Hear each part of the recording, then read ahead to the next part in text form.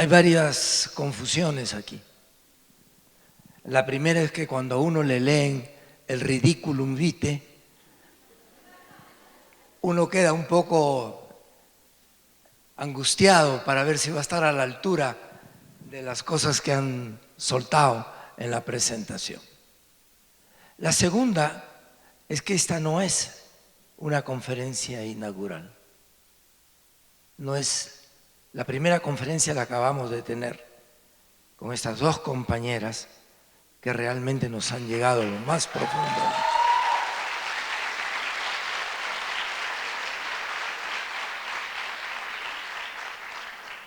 Este es el lenguaje que llega directamente del corazón a la cabeza, de la cabeza a las manos y de las manos a la plasticidad del cuerpo.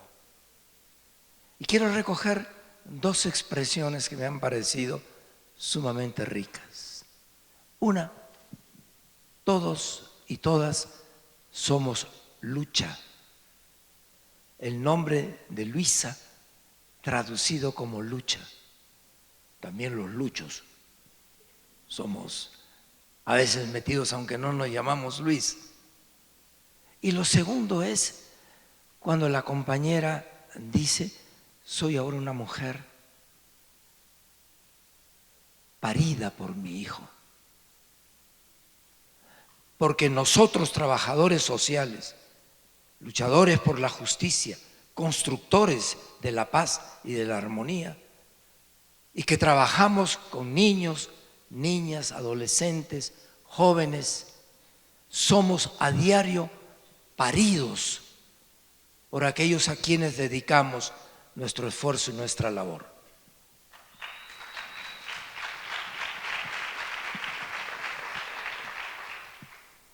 Era como el niño que estaba paradito y el papá le decía, y no te me olvides que yo soy tu padre, el chiquito. Y no le hacía mucho caso, no te olvides que soy tu padre. Pero yo te hice padre, le dijo el niño. Porque si yo no estuviera acá, ¿a quién le dirías hijo? Dos miradas distintas, la del padre que afirma su paternidad y la del niño que reinventa una paternidad a partir de esta relación y de este vínculo. Por eso me parece importante recordar que esta ha sido la primera conferencia que hemos tenido esta mañana y la segunda, ojalá que no esté tan lejos de lo que las manos han expresado. La mano es posiblemente una parte de nuestro cuerpo de mayor plasticidad, porque las manos sirven para acariciar, como le decía ese campesino en Ecuador, cuando le dijo a otro colega, mi siembra este año no ha sido buena, no han crecido las plantas. Y el otro le dijo, seguro que no has tratado con cariño las semillas cuando las tenías en la mano. Fíjense ustedes, la mano es como la expresión de todo lo bueno que podemos compartir y de todo lo bueno, como decían las compañeras, aquí en el escenario, nos rascamos un poquito la espalda, no con esos palitos que han inventado ahora para que uno llegue hasta el fondo, ¿no es cierto? Pero nos rascamos la espalda para sentirnos con fuerza. Pero las manos también sirven para pegar y para maltratar. En esta tensión, en este dilema, ahí está nuestro trabajo como luchadores sociales, como trabajadores, como educadores, maestros, como padre y madre, porque hay que romper también el esquema de que solo es padre y madre el que me engendra en la sangre y no el que me engendra en el espíritu, en la capacidad de ser. Ahí se van. Muchas gracias.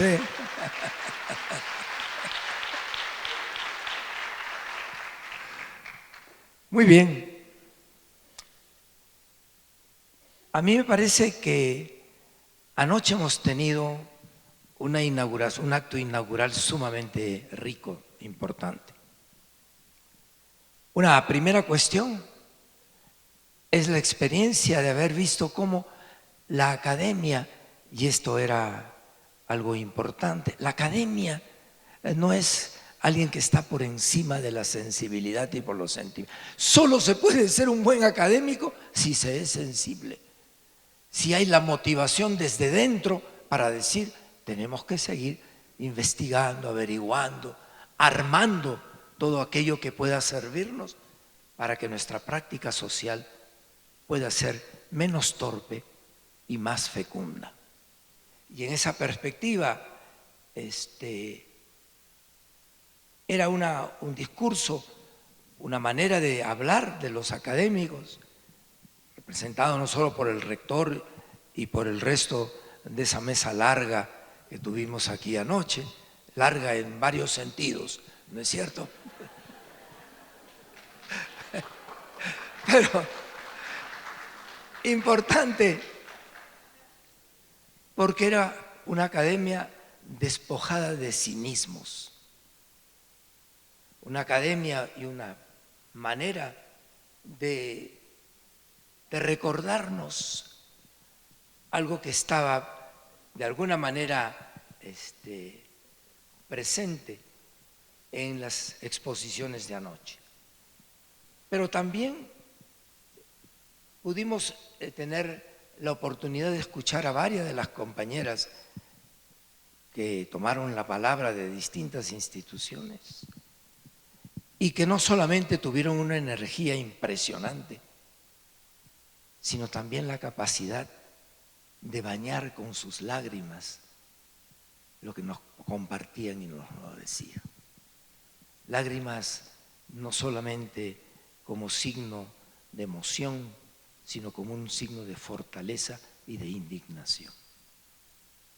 Pero me pareció remarcable la presentación que hizo María Cristina Perceval. ¿Saben por qué? Porque alguien que representa un organismo de Naciones Unidas, que implore, que pida, que exija a una bienal sobre juventudes y niñeces, que diga, ayúdennos. Esto es muy importante. Ojalá todos los representantes de organismos, entre ellos la Organización Mundial del Comercio, la Organización Internacional del Trabajo, pudieran decir, ayúdennos para terminar de entender lo que hasta ahora no hemos entendido suficientemente y está plasmado en la normativa internacional frente al mundo de las infancias trabajadoras. Que María Cristina nos haya colocado la responsabilidad de ayudar a que esos organismos de unas Naciones Unidas venidas a menos hoy como capacidad para poder convencer y para poder despejarse de ciertas cegueras conceptuales y de ciertas formas reiterativas de volver más bien sobre la norma que partir de los sujetos concretos a los cuales hay que atender. Ciertamente que la conferencia del colega José Machado, digo bien, felizmente, a mí me pareció también sumamente rica. Él tocó un tema que es genial, el de la crisis. Y la palabra crisis viene de una palabra griega, de un verbo griego que significa crino. Crino quiere decir pienso, medito, reflexiono, tomo conciencia que hay cosas que van feneciendo, pero que van pariendo novedad. La crisis no es como el salón de emergencia de un hospital, donde uno llega apurado antes de cerrar los ojos para siempre. Crisis no quiere decir otra cosa que labor de parto. Esto es muy importante. Es un concepto no negativo, no pesimista del concepto de crisis. Y crisis está ligado Grino, pienso, está ligado directamente a otros dos elementos que también se plantearon, uno de ellos por lo menos. Crino y cronos. El tema del tiempo hoy es un tema fundamental, no para los físicos solamente, sino para la filosofía. Cuando Pierre Rosanvallon dice una primera crisis en los años 50 ha sido una crisis de desarrollo, ¿no? Estábamos en la pobreza máxima, ¿no? Bueno, después hemos pasado a una crisis en que sí hubo un aporte de las ciencias sociales, etcétera, para entender las dificultades por las que pasaban nuestros pueblos. La crisis que toca vivir hoy, de los 90 para acá, es una crisis de la filosofía. Y filosofía quiere decir la capacidad de no quedarnos en la sonoridad de las palabras, sino ir a los epistemes que subyacen a estas palabras, a esta verbalización, a esta manera de describir una realidad. Y por lo tanto, el cronos no es el tiempo lineal. Y se junta con otra palabra de los griegos. Ustedes dirán, y este que nos iba a hablar de jóvenes nos está hablando de los griegos. Yo estoy intentando hacer lo que ayer Pablo no pudo hacer, que era un comentario a la charla del doctor, que fue tan interesante, ¿verdad? Está ligada a otra palabra, que es el kairos. Crisis, crino, cronos y kairos. El kairos es el tiempo preñado de novedad. Esto es muy rico. Entonces, las crisis que estamos viviendo y que son regulares, crónicas, son un componente de la dinámica social e histórica. No es un añadido y un momento en el que dubitamos de todo, no. Es un momento en que hay cosas que hicieron y cumplieron su periodo de validez, o por lo menos fueron capaces de inspirar novedad. El tiempo es, en el fondo, en esta manera de mirarlo, una permanente tarea de dar a luz, de ser capaces de reconocer que hay cosas que fueron buenas hasta cierto punto, que hoy ya no lo son, sin negar lo que eso significó para el desarrollo de la condición humana. Entonces esto me parecía sumamente rico. Pero habló de los futuros posibles. Oigan, cuando están los niños, los pequeños, la primera infancia que está tan de moda y tan impuesta desde organismos internacionales, ¿no?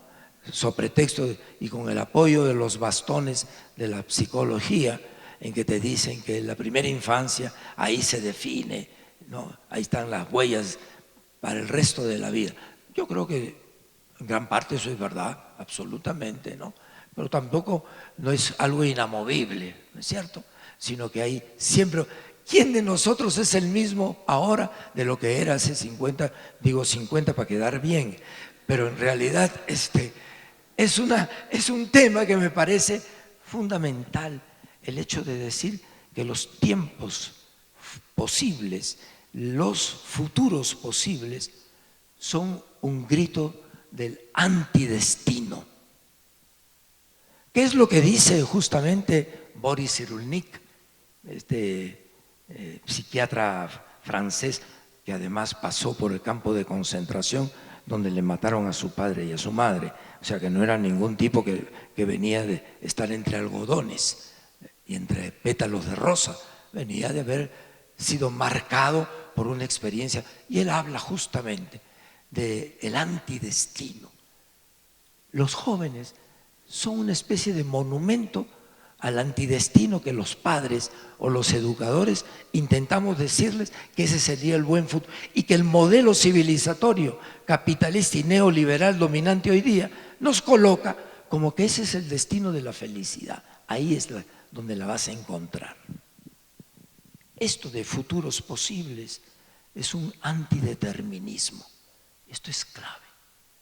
La tendencia de sentirnos seguros es cuando empiezan a brotar en nosotros reflejos un poco deterministas. Porque mantener las cosas abiertas pareciera que es inseguridad, pareciera que es inestabilidad, pareciera que es falta de claridad. Y la apertura es la capacidad de reconocer lo bueno de lo que se recibió y lo bueno que se podría encontrar si uno no se queda atracado en esto. Y a mí me parece que ahí él habló de los posibles sí, de las constelaciones de sí, si es que, inspirándose en el artículo ese de The Economist, ¿no es cierto? Me faltan 10 minutos ya, yo no estoy sino en la introducción. Ah, bueno, por si acaso. Entonces, pero me parecía bien interesante esta idea de constelaciones de sí, de interrogantes. Y por ahí entonces, sí, creo yo, hay una mirada del sí condicional al sí afirmativo. No se contrapone. Porque afirmar algo no es afirmarlo para la eternidad, es afirmarlo para la coyuntura, para el momento, para el tiempo, para la época, para la circunstancia, para lo que fuere. Ese tránsito de una mirada de las constelaciones de posibles sí, el condicional si es que no anula ni elimina los sí y la seguridad.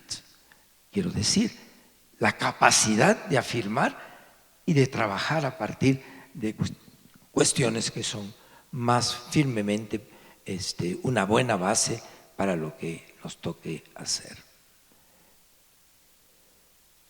Pero entonces se habló del paradigma el tránsito del paradigma físico-matemático. No tengo nada con los físicos y los matemáticos, ni los ingenieros que pueden estar aquí, ¿verdad? O ingenieras. No. Pero hay un tránsito para no hacer del paradigma físico-matemático el paradigma absoluto. Hemos pasado también, sin abandonar el otro, hemos pasado al paradigma bioorgánico. Y esto es clave. Y bioorgánico significa, como en el organismo. Miren ustedes la plasticidad de los cuerpos de estas dos compañeras para expresarnos. La mano no hubiera tenido sentido si no hubiera habido el resto del cuerpo que hablaba y decía, está bien lo que estás diciendo de la mano. La organicidad. No es que a uno le duele el pie y ahí se quedó. A mí me duele el pie. Yo soy parte de ese pie es parte de mí, yo soy ese pie. Esto para decir, como todo, tout se tient, dirían los franceses, ¿no? Todo se articula, todo está articulado. Esa perspectiva me parece importante. Yo no puedo maltratar a una criatura sin que eso no sea un maltrato al conjunto de la humanidad. No lo sentimos, ese es otro problema. Como cuando uno le dice, yo he sido malcriado y he maltratado a Juanito, así. Los demás niños no dicen, me maltrató a mí, allí. Porque no hemos logrado incorporar la dimensión de que pertenecemos a una especie y que tocar a uno es tocar a todos. ¿Por qué podemos nosotros afirmar que algo así como yo me siento mal, lo solemos decir en castellano, vergüenza ajena, ¿se acuerdan? Podríamos decir dolor ajeno, pero no es ajeno.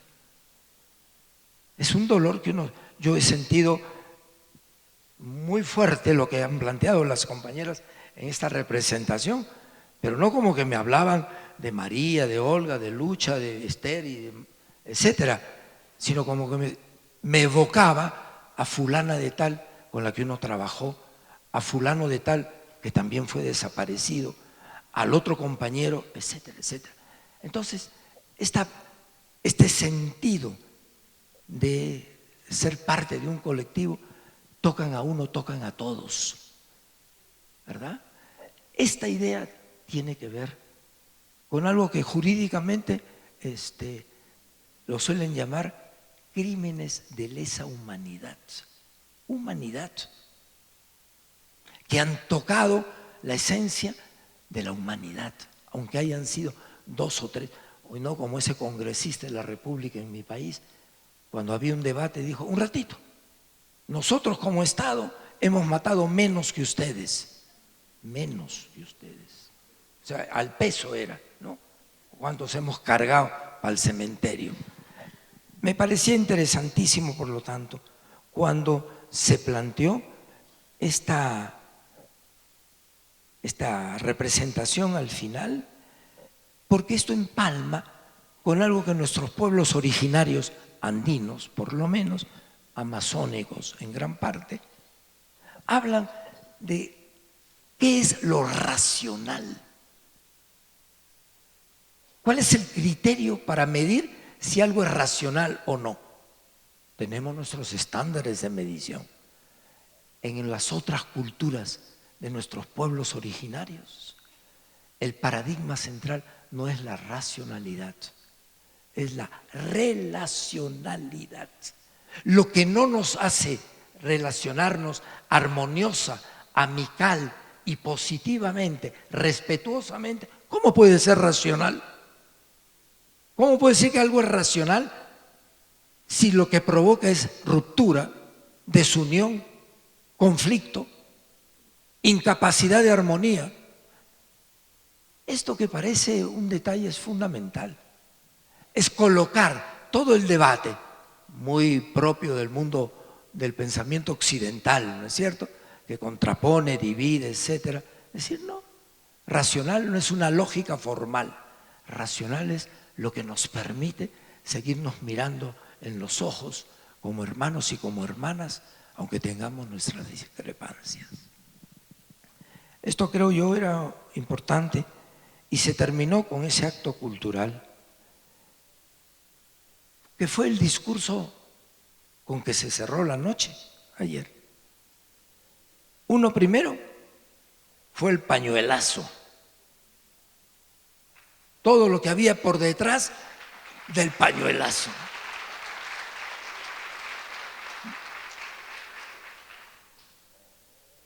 Con la murga que le daba tonalidad simpática, porque había algunos que empezaban a moverse así.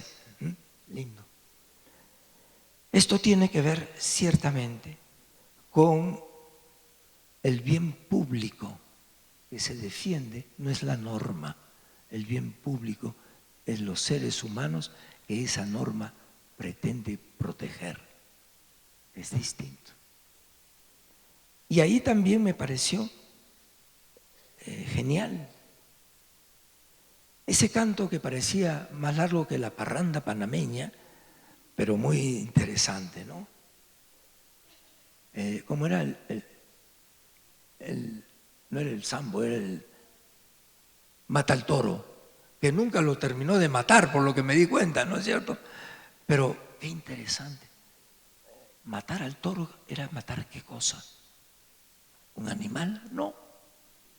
Matar a los toros que hoy siguen cuerneando y despanzurrando a grandes mayorías en nuestros países, que son las formas de políticas económicas, sociales, de atención o desatención de la salud, etc. El tambor hembra me parecía sumamente inspirador para preguntarnos cómo podemos matar los toros que hoy día son una amenaza para la vida de las personas en nuestros países. Yo con eso cierro el primer comentario. ¿Cuántos minutos me quedan? 5.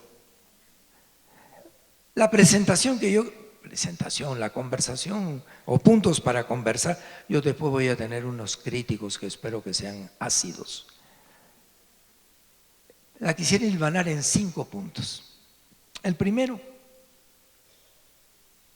tiene que ver por qué esta bienal ha retomado el sentido de lo plural cuando habla de juventudes y niñeces.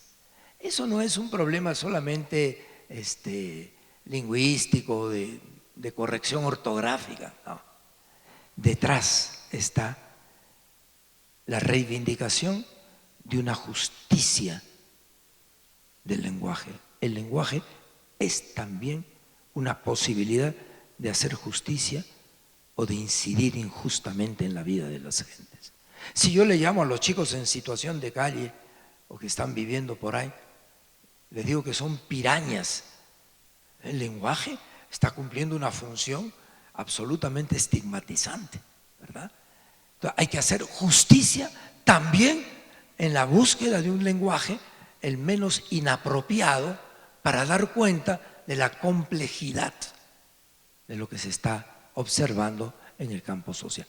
Este filósofo relativamente joven, seguramente, en todo caso no es de mi promoción, Giorgio Agamben, este filósofo italiano, él dice una cosa bien simpática, él dice, no es el lenguaje, hablando del lenguaje, dice, cuando uno dice algo, es mucho más lo que uno deja de decir cuando uno dice algo que lo que uno ha dicho cuando dijo algo. Parece un trabalenguas, no lo es.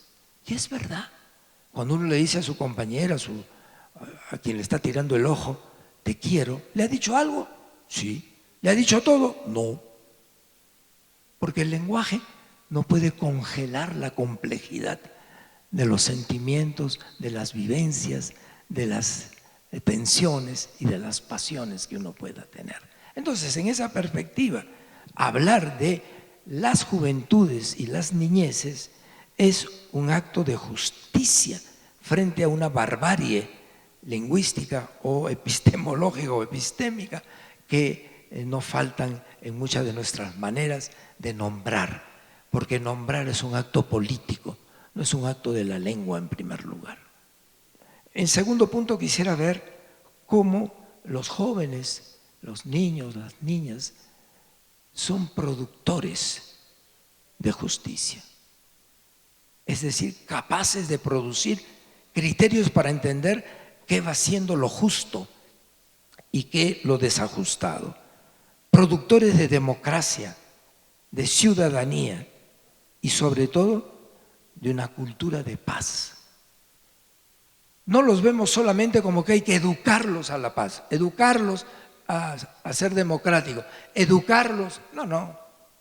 Ellos también son productores de una manera de entender qué es lo que entienden por democracia, por ciudadanía. Ciudadanía que es un término urbano, etcétera, etcétera. Y no tenemos calificativos si es que partimos del mundo rural, si es que partimos de otras condiciones territoriales de vida, ¿verdad?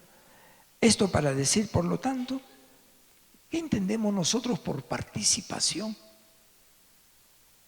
¿Qué entendió la Convención sobre los Derechos del Niño sobre participación? Se quedó más atrás que tren atrasado en relación a lo que ya se había escrito y producido en materia de participación por sociólogos del norte, ojo, pero que tampoco terminaron de recoger la experiencia del sur, el sur amplio, tampoco. Ese sería mi segundo punto. El tercer punto es la necesidad, como decía Hugo Zemmelmann, él decía, la necesidad de un pensamiento erguido. Erguido no quiere decir que se pone por encima, sino que no está agachadito, casi como pidiendo disculpas, de decir pensamos de otra manera en las Américas. No. Un pensamiento erguido es un pensamiento con dignidad, porque busca la dignidad de las gentes.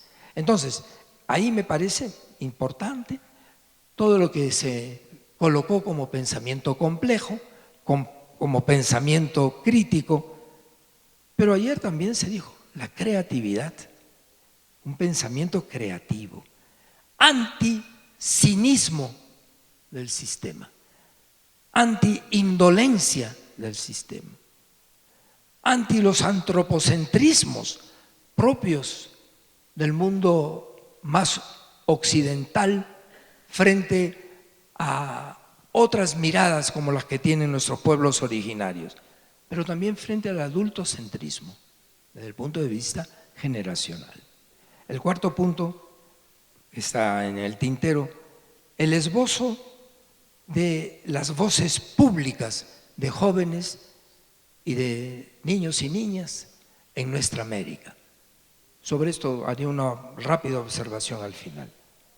Y finalmente, seguir deseando como un lugar los jóvenes y las niñeces de enunciación, con algunas características. En primer lugar, una enunciación política, que no puede ser privatizable. La voz de las nuevas generaciones es una voz política y no del mundo de lo privado. ¿Cómo es el mundo de lo doméstico? Dos, son voces que de alguna manera tienen un carácter ético absolutamente firme. Ética no quiere decir moral. Ética quiere decir que pregunta por lo fundamental, y lo fundamental es qué tipo de gente vamos siendo, qué tipo de seres humanos, qué humanidad es la que estamos construyendo. Hoy la pregunta central que nos plantea este sistema, este modelo civilizatorio pretendidamente hegemónico, es la misma pregunta: ¿qué es ser humano? ¿Qué es ir siendo humanidad? Por eso el propio título de esta breve presentación tiene que ver con estos jóvenes, estas niñeces nos plantean la necesidad de un humanismo otro a lo que hemos tenido. Tiene que ver ciertamente con los jóvenes en esa posición antiapodíctica, ¿no es cierto?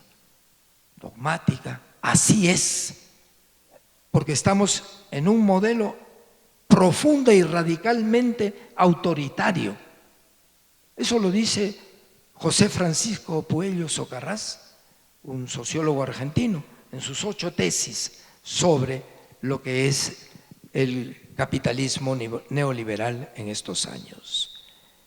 Y un estudio de la voz pública de estos chicos tiene una carga utópica. Ayer se habló de la ex-utopía. Entonces me voy a las conclusiones. Sí, está muy bien, con todo derecho. Yo estaba asustado porque 40 me parecía demasiado. Bueno, y tiene que ver con algo que me parece fundamental.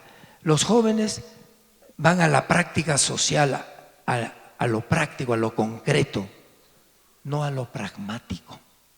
El pragmatismo es hacer cosas que pueden ser relativamente aliviantes, pero sin proyecto histórico, sin saber a dónde vas. Entonces me pueden sacar una ley interesante de protección de mi promoción, ¿no es cierto? O sea, cuarta, quinta edad, no sé cómo lo llaman ahora, ¿no?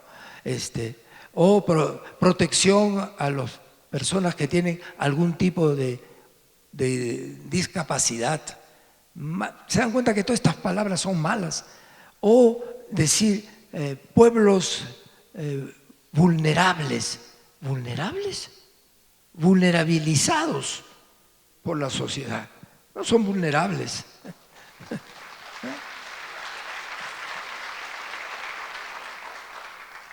En mi país existe un ministerio de la mujer y de las poblaciones vulnerables.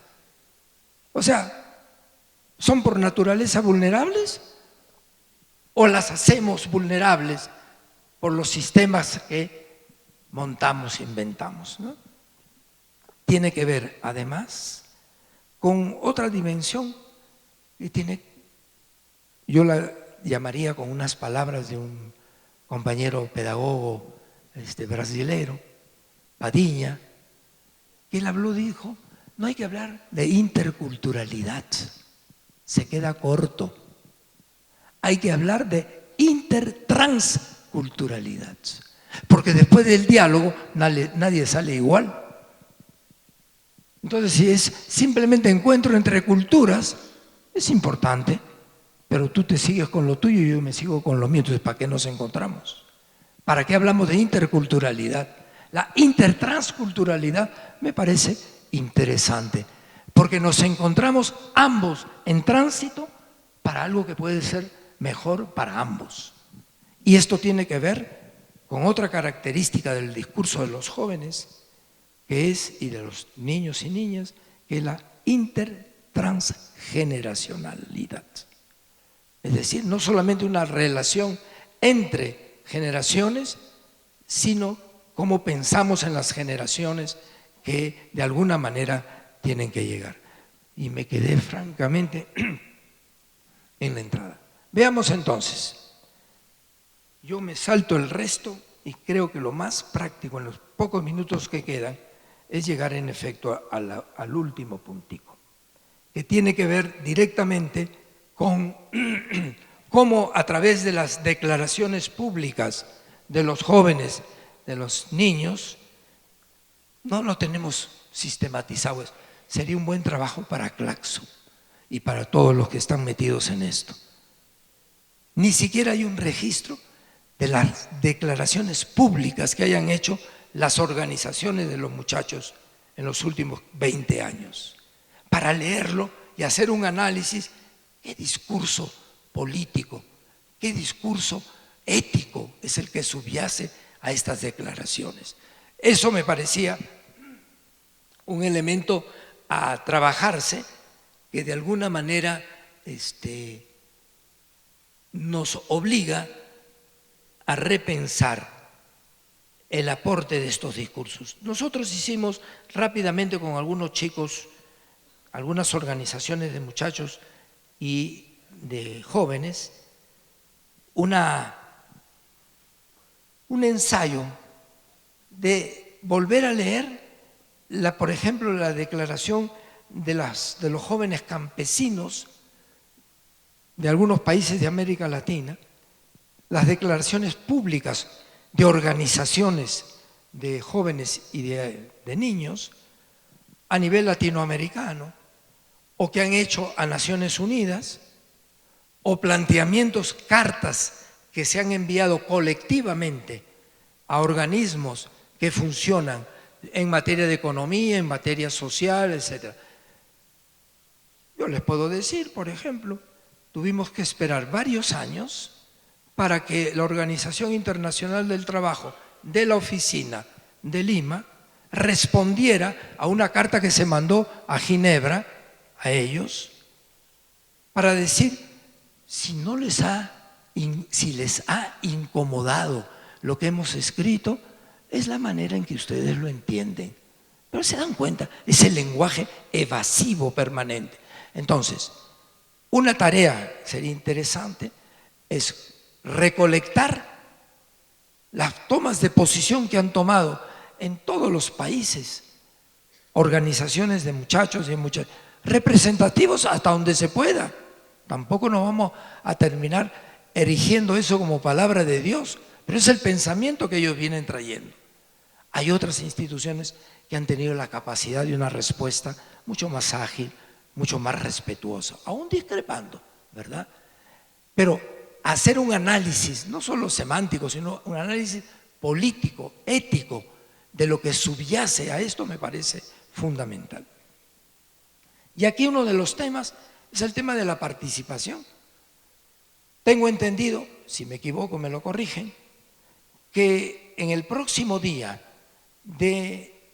general de evaluación del Comité de la Infancia para los Derechos del Niño de Ginebra, tiene como tema los niños, en esa idea media rara con la que se mueve la convención, que dice se es niño hasta antes de cumplir 18 años. O sea, le ha crecido barba, pelos por todos lados, superiores e inferiores, y se sigue llamando niño, ¿no? Pero en fin, dejemos eso ahí. Lo importante, ¿qué cosa es? La porosidad de las relaciones etarias. Uno, revisar la forma como hemos fragmentado y dividido en base a estudios, seguramente con mucha base, pero que es un niño de 12 años en una ciudad como Lima, una ciudad como Bogotá, con un niño de 12 años a 4.500 metros de altura, donde hay niños que les llaman previsores de qué es lo que hay que cultivar ese año, y son criaturas que han desarrollado esa capacidad de pronosticar qué es lo que es bueno para la agricultura en lo que viene del tiempo. Bueno, son esto para decir cómo la relación entre edad cronológica y edad social es un tema abierto. Entonces, cuando me ponen un estándar universalizable de decir, esta es la edad permitida para esto, yo saludo, por ejemplo, la experiencia, me tocó estar en Buenos Aires cuando hubo el debate, más que el debate, la reflexión interesante sobre la posibilidad de que a partir de los 16 años, si no me equivoco, los jóvenes podían votar libremente. Eso es importante. Los niños dicen, ¿y yo por qué no puedo votar? En Ecuador, casi 4 millones de criaturas, esto fue una iniciativa muy buena de UNICEF en el tiempo, ellos hicieron una votación a quién elegirían como presidente, etc. No tenía peso decisorio, porque estamos en democracias representativas que habría que discutirlas. Habría que entrar un poco por lo que plantean algunos juristas, que me parece interesa, o analistas, que dicen, hablemos de la teledemocracia. O sea, cómo podemos, a través de los grandes instrumentos informacionales que tenemos hoy día, opinar sobre lo político. Que se tome en cuenta o no, será materia de una pelea que habrá que dar con las organizaciones para que eso tenga un peso social y político. Es como cuando en la convención nos dice, el Estado reconoce el derecho a opinar. Ya, ¿y yo qué hago con eso? Y le pone dos movidas de palanca, según la edad y según el grado de madurez. Fíjese usted. ¿Hay algún termómetro para medir la madurez de las personas? No hay. Estoy evidentemente cuestionando algo, pero hay que tener en cuenta que concertar con ciento y tantos representantes de naciones es una complejidad de no fácil solución. Pero lo que me parece interesante es que hoy los niños en la escuela, en la familia, no quieren más ser simplemente convidados de piedra, sino decir, ¿para qué sirve mi opinión? ¿Qué es participar? ¿Qué es participar si mi participación no tiene significado? Lo digo sencillamente, como ese niño, yo estaba haciendo la cola para entrar a un bus, para tener que ir al norte, al sur del país, a unos eventos con chiquillos. Y un niñito estaba delante mío con su DNI, su tarjeta de identidad. Lindo, se abanicaba, contento, ¿no? Su DNI. Llegó y la señorita que estaba ahí le dice, está bien, niño, pero ¿dónde está el adulto con el que tú viajas? Porque esto no vale. ¿Cómo? El chiquito puso así. Se volteó, la mamá estaba detrás mío. Se volteó, fue donde la mamá y dijo, ¿sabes? Esto no sirve. Y lo tiró. A ver, atrevido el mocoso, pero interesante el hecho de decir, entonces, ¿para qué me han dado una tarjeta de identidad? Si la señorita fue muy respetuosa, cuidado, y cumplía con su deber, dijo, todavía no, si no vale.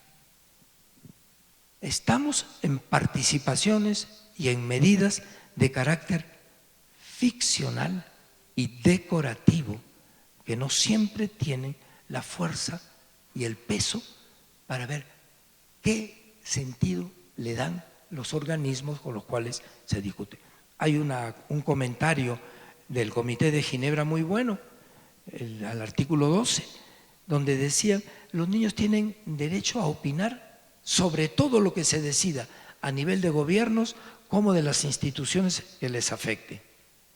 Pero además, estas están en la obligación, no son palabras textuales, de rendirle cuenta a los muchachos que han opinado para qué sirvió su opinión. Pero es normal. Y no quiere decir que porque opinó un niño yo tengo que aceptar lo que él ha dicho. No. Pero tengo que decirle por qué no lo acepto. Tiene que haber un ejercicio entonces de ida y vuelta. Además, cuando se discutió en Brasil, la parte está Fluminense, ¿no? Hace años. El presupuesto participativo, que es bien interesante. No era para, ahora los niños aprendían qué es democracia cuando llevaban sus propuestas y encontraban propuestas de otros sectores, de adultos, de pobladores, que eran mejor que las de ellos. Se aprende. Entonces, no erijamos en palabra final la palabra de los niños, ni tampoco de los jóvenes obligatoriamente. Entonces, en esta atención, me parece a mí, hay elementos, hay elementos que nos toca todavía aprender. Yo quiero concluir lo que no empecé,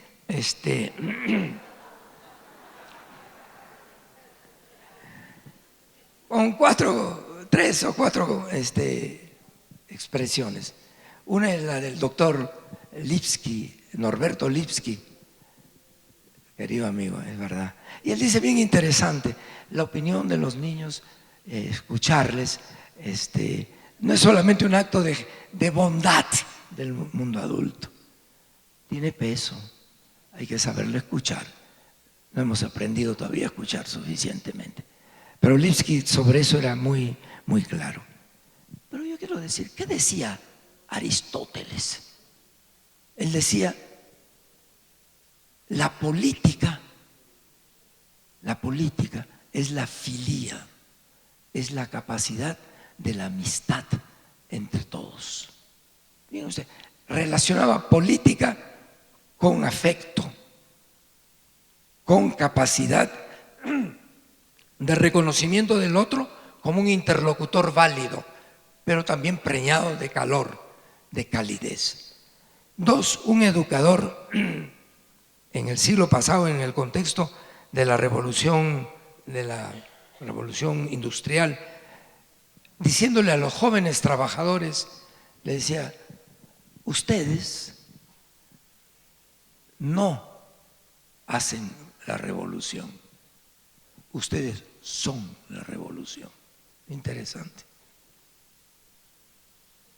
Tres, lo que planteaba Ernesto, el Che. Él decía una cosa simpática, ¿no es cierto? Hay que ser firmes, y le decía a los creyentes, no renuncien ni se avergüencen de que el amor es un componente de la lucha revolucionaria. Y finalmente, lo que decía este viejo educador del mundo del trabajo, que no lo he tocado, él decía, hay que ser duros como el diamante y tiernos como el corazón de un padre y de una madre. Yo me auguro que estas nuevas maneras de entender a los jóvenes, a las jóvenes, niños, niñas y adolescentes, pueda significar que encuentren en nosotros, sus educadores, eso que esas manos dejan la huella digital, dejan la identidad, dejan la capacidad de que nadie tiene las huellas digitales de otro.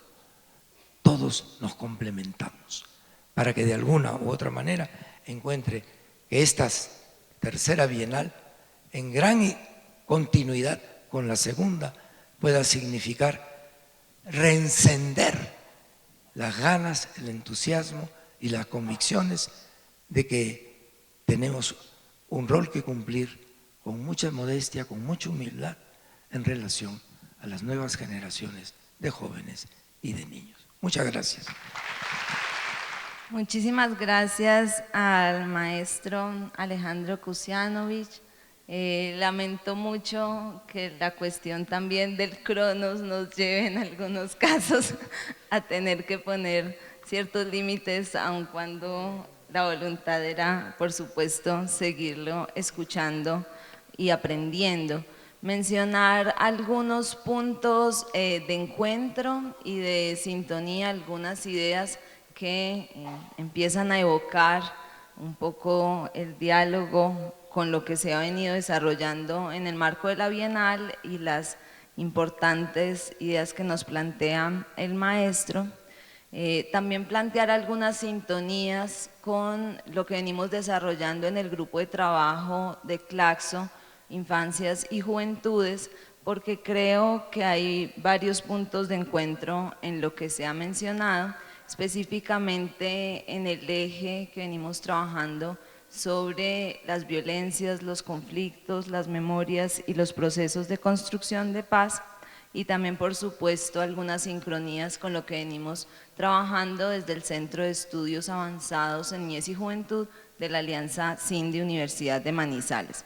El primer punto que quisiera marcar de encuentro y agradecerle al maestro es por la invitación también a un lenguaje sencillo pero con dignidad, un lenguaje que teje, un lenguaje además sensible y que nos lleva también a conectarnos con la práctica social, que nos invita justamente también a ese encuentro con lo corporal.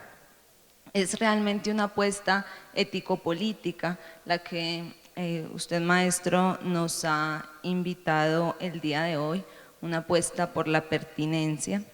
Y en una segunda instancia, el llamado hacia pensarnos cada vez más las juventudes y las niñeces. Me gusta mucho cómo en cada uno de los días de estos diálogos hemos venido cada vez más ya no hablando de las infancias, y eso nos lleva también a replantearnos cosas en el GT que tiene este nombre de Juventudes e Infancias, sino preguntarnos cada vez más por las juventudes y las niñeces y lo que esto implica en términos de deconstrucción de unas categorías que se han instaurado fijas y que no dan cuenta de esos múltiples rostros de cada niño, niña, joven, de esas experiencias justamente desde la práctica social y situadas en territorio. Ese llamado al antidestino me parece fundamental, pero además hacia esa apuesta intertransgeneracional cuando nos pensamos a las infancias, a las niñeces y las juventudes, porque justamente nos invita a deconstruir la mirada centrada, fundante en el individuo mismo, y nos llama a esa apuesta de lo relacional. Quisiera también señalar un punto de encuentro en lo que el maestro ha nombrado, también retomando la presentación de ayer de José Machado País en términos de las crisis, y pensaría que eso tiene un punto de entronque en lo que nosotros hemos trabajado también en función del conflicto, que es una mirada no negativa frente al conflicto y la posibilidad también de emergencia desde allí y de construcción de modos de relacionamiento distintos también a los de las violencias. Y ahí quisiera centrarme en lo que me parece también más interesante del planteamiento, que es no quedarnos en un lenguaje deficitario, carencial, desde una visión del niño o niña o joven vulnerable, sino justamente esa apuesta a entender que las condiciones sociales, culturales, relacionales lo han instaurado dentro de un niño, niña o joven que ha sido vulnerabilizado, pero que justo allí, si nos centramos únicamente en nombrar al niño como carencial, indefenso, violento, agresivo, estamos desconociendo esa gran complejidad que hay presente en cada niño, niña o joven. Es casi que una invitación hacia deconstruir esa mirada hegemónica de ser niño, niña o joven, y entender también que son múltiples modos de relacionamiento y de construcción de subjetividades e identidades. Ese llamado entonces a la multiplicidad, a la complejidad y en ella a la emergencia, por supuesto, de las potencias y de las potencialidades. Y allí creo que hay mucha sintonía en las propuestas de las que nosotros hemos trabajado desde el construccionismo social, que es esa invitación hacia deconstruir el discurso hegemónico que además está de la mano de la mirada colonial, que nos pone siempre a mirarnos desde abajo, que nos pone siempre a querer ser, a no lograr cumplir con ese modelo hegemónico y ese patrón de normalidad, y que nos lleva justamente a leernos desde lo deficitario. Entonces este llamado a las potencias y a las potencialidades, que no deja de ser un llamado político, porque no está entrándose dentro del marco de silenciar la opresión, ni de silenciar las vulneraciones que están también sufriendo los niños, niñas y jóvenes, sino justamente de evidenciarlos como sujetos políticos. Y allí me conecto entonces con la propuesta de la participación, que la veo muy relacionada con lo que nosotros también venimos trabajando dentro de los marcos de la constitución de subjetividades políticas, por supuesto, en procesos de socialización política, porque creemos que esta apuesta relacional también es fundamental. Y me conecto allí también con lo que nos ha enseñado Boaventura desde la sociología de las emergencias, que es justamente claro, primero visibilicemos esa sociología de las ausencias, pero no nos podemos quedar, no tenemos nosotros derecho en Latinoamérica, investigadores, agentes de política y organizaciones sociales, no tenemos derecho de quedarnos únicamente en una mirada crítica. Nosotros tenemos la responsabilidad también social de ir más allá y llegar a los márgenes de lo que Boaventura ha nombrado también como la sociología de las emergencias, que incluye justamente esa orientación a las potencias y a las potencialidades. Por eso me parece muy interesante el llamado que nos hace el profesor hacia identificar también esas posibilidades futuras, por supuesto que se empiezan a construir desde el presente y con raíces en el pasado, pero también esa posibilidad de construcción de ese horizonte futuro que se construye y se teje allí en los contextos relacionales.